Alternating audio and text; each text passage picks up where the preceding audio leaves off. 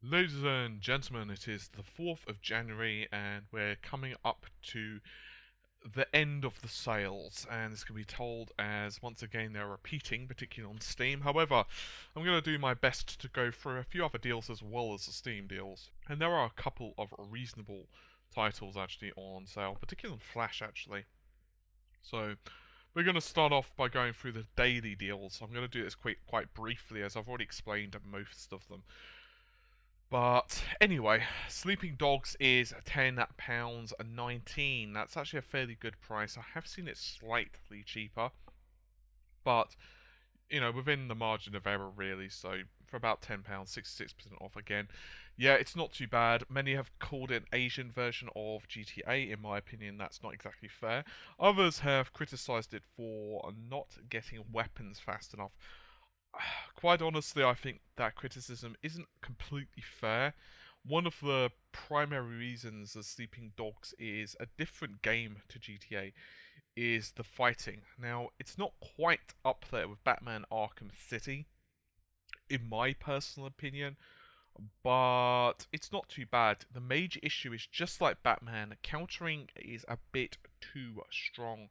And indeed, there was one or two times where I was playing some brawling missions where you basically have to take on a bunch of dudes, and I was getting my butt kicked. And then I decided, hey, you know what, forget this crap, and I just basically went to counter them. And it became ridiculously easy. The only issue is counters don't do that much damage on some enemies, but they are ridiculously powerful. Nevertheless, the game itself is really beautiful, and I will say it does look really amazing, particularly if you crank it up. However, just like GTA 4 when it was first released, to put everything up to max does require a fairly beefy machine. I would highly recommend this game, and I'd recommend you check out my videos if you want more information. Speaking of games which aren't too bad at all, Rage. This game leveled some criticism. It doesn't do anything particularly new. Yeah, in fact, in some ways, the storyline's very similar to that of, say, Fallout 3, in that you're a dude and, well, bad stuff happened to Earth, you're locked away in a vault, pretty much. You come out of the vault and you find out that survivors who were not locked in vaults, well, have gone pretty much apeshit and taking over the planet with bad things.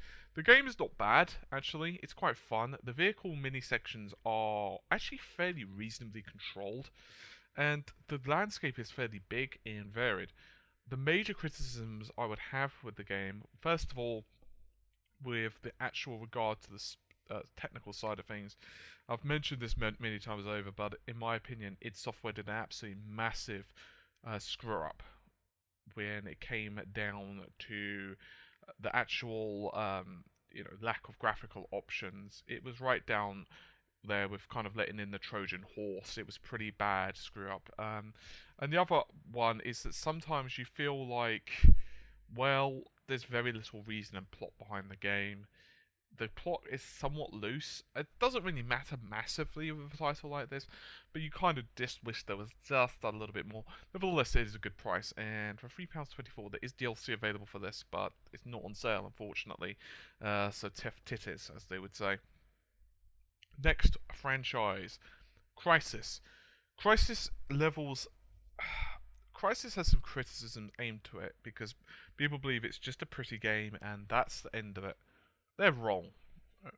Basically, what it comes down to. Now, the Crysis collection is actually fairly odd. You can buy the Crysis collection for $9.99. You can buy the original Crysis for 75% off. That's $2.49.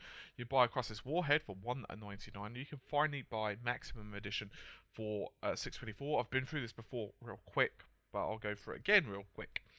So yeah, Crysis collection is actually fairly good. I actually really like the single player of this, and for one reason. Particularly the first Crysis, it gives you pretty darn big levels. Crysis 2, in my opinion, isn't as good as the first. And I'll tell you why in a moment. First of all, Crysis 1 and Warhead. Crysis Warhead does a slightly better job when it comes to actual suit management. Both games look really beautiful. Well, actually, all three games look really beautiful. Both machines, all three titles, particularly Crysis 1 and Warhead, require a very beastly machine to run absolutely everything at max. However, it does look really cool. The issue, although I think the setting in Crysis 1 and Warhead is slightly nicer, I think that overall the gameplay of Crysis 2 in terms of how the suit handles is slightly better. So the later levels of Crysis 2 do look really beautiful, particularly when the aliens start to really kind of ramp up their attack in the cities. It does look very impressive. And for the visual people out there, you can't help but feel pretty amazed actually. But yeah, I mean, it's a pretty cool game. There's nothing wrong with it. It just doesn't look anything particularly amazing um, in terms of the storyline wise. But the actual gameplay, I really like it, and I recommend you check it out. I think it's very cool. One thing I will say is Crysis 2 actually runs a little bit better because of optimizations, okay? So yeah. Next one. Forge. Forge, I can honestly say I have not played. It's one of the few games on today's deals I haven't played. It's, well, action RPG related, and it doesn't do particularly well when it comes to the score. I've heard of a few bugs on this one, um, but I honestly say that I haven't played it. It's apparently features only the best aspects of MMO and FPS class-based combat to provide a multiplayer gameplay experience unlike anything you've played before. I would argue that it's obviously not the best given the Metacritic score, should I say. I was to say that I always trust Metacritic 100%. I've mentioned a couple of times that I've disagreed with it, but I can tell you with absolute certainty that this game isn't exactly the type of thing that would incite me. I don't know why, but multiplayer RPGs generally don't really grab me, unless it's something like Warcraft. That did, but other than that, I think another reason that puts me off of this is mostly because it's focused, as far as I've heard, on PvP. And I'm not that heavily into PvP combat. That's one of the reasons I wasn't huge into, say, Aeon or a couple of other games out there. I usually play on PvE servers. I know. So anyway, Amnesia the Dark Descent. Amnesia the Dark Descent is a very cool game. One of the primary reasons for this is, first of all, the music and the atmospheric tension it brings. Secondly, the plot is actually not too bad. Thirdly, it looks fairly reasonable. In fact, it looks pretty impressive considering it's an indie title. And fourth is just how interactive the areas are. Fifthly, and the reason I think many people still play the game is because of all the mods available for it. Now, while I'm probably going to get criticism here, I personally don't find the game that scary. Now, people get genuinely, should I say, I don't know why I can't speak properly today, but never mind, genuinely terrified with this title. I personally didn't, and I'll tell you why. And that's because I don't feel like there's anything particularly bad that can happen if I die. And I know that sounds absolutely ridiculous, but allow me to explain. With some titles, you feel like, you're going to lose something, or, you've worked that hard and you're going to lose your gun or a save point or something. This game is actually very generous with the saves. It's very hard to basically die to the point where you can't continue, especially since you're not using ammo or anything. In other words, I found a lot of time that if I personally got discovered, I'd just let myself die. A couple of times I did bother to hide just out of curiosity's sake, but yeah. But other people love it. I do, however, like the game for the tense atmosphere it brings, and that's how I more look at this title. I just like the atmosphere behind it and the actual exploration storyline between it. This is further exaggerated as well by the fact that if you actually die and you've just picked up an item, you've actually still got that item. So, yeah. Although I personally believe it's a bit too easy, if I'm not mistaken. However, the actual mods for this game, or custom stories if you prefer, while some are hit and miss, there are some that are really, really well written, and indeed, while not quite up to the standards in most cases of the original game, look very impressive and a lot more unforgiving. And of course, just like most custom stories / mods for many games, some people who have created them, I think, played with crayons up their nose when they were kids. In other words, they're really bad. However, some of them are also pretty awesome. So I'd encourage you to check out the game, if only for that. I know I've hopped on about that one for a while, but I do believe it's worth checking. Anyway, another title that is really good, in my personal opinion, is the Trine franchise. I would beat this over the head, or at least a mallet that says Trine anyway, on the head of anyone who says that 2D cannot look pretty. This, along with Limbo and a few other titles that I've mentioned several times over, including Shank II, by the way, is an example of a title that looks absolutely amazing despite the fact it's 2D. Not just in terms of, well, stop motion, in other words, just odd picture here and there. I'm actually talking about in motion. It looks beautiful, it's well animated, and it just feels impressive. Now, we have actually got a little bit of a Let's Play of Trine 1, so you can check that out. And I also believe I covered Goblin Menace in a second video, so you can also check that out. Also, in my personal opinion, Trine 1 and 2 are excellent adventures, and I would highly recommend trying them out. They can have some puzzles somewhat trivialized if you're doing co-op. This is been tapered a little bit with Trine 2. You can't completely and utterly cheat by the same ridiculous modification of cheating that you could on Trine 1, but it is still there, and it's up to you really if you want to play in the spirit of the game. I can understand, however, that the game does allow you to cheat, because some puzzles could become a bit annoying.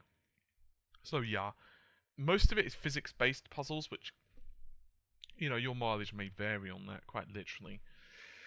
Anyway, there's a few other deals that I think are worth mentioning. I've actually played Babel Rising. I'd recommend you check out the video. It's not a bad game. It's almost like a god game, and you're supposed to stop them from constructing the Tower of Babel, or Babel, depending how you wish to pronounce it. It's not a bad game, honestly. It just isn't that deep. It's not terrible when it could be worth a punt. It's, what is it? $3.99. There's also Sky's the Limit DLC. I can honestly tell you that I have no interest in the DLC at all. Not a terrible game, but better ways to spend your money. There's Bioshock Collection. I've talked about this a million times. Well worth getting. 2 less so than 1. Evercron Mercenary. I'm pretty sure I've played this actually on RGT. In fact, I'm almost positive. I think it's one of the first games that I checked out. If I remember correctly, it was a fairly reasonable game, but just not anything amazing or anything like that. Now, just how I promised you, there are some other deals, both on Steam and other places that I'd like to talk about that are pretty reasonable. And by pretty reasonable, I mean pretty darn good prices, actually.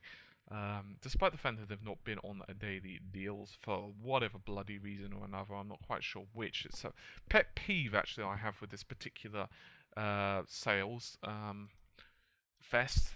A lot of the titles seem to constantly be, well, for lack of a better word, recycled, and that's kind of a sad face, but regardless. Anyway, Hard Reset is a pretty awesome FPS title. It features only 2 guns, but they have more firing modes than what you can probably count. It also features a downloadable demo, so you might want to check that out. People who have actually tried it out have really enjoyed it. It's very much like, let's go with Quake and those type of old school FPS. Maybe not as good, though. The graphics are actually fairly impressive considering it's indie. And a lot of care and attention has been done.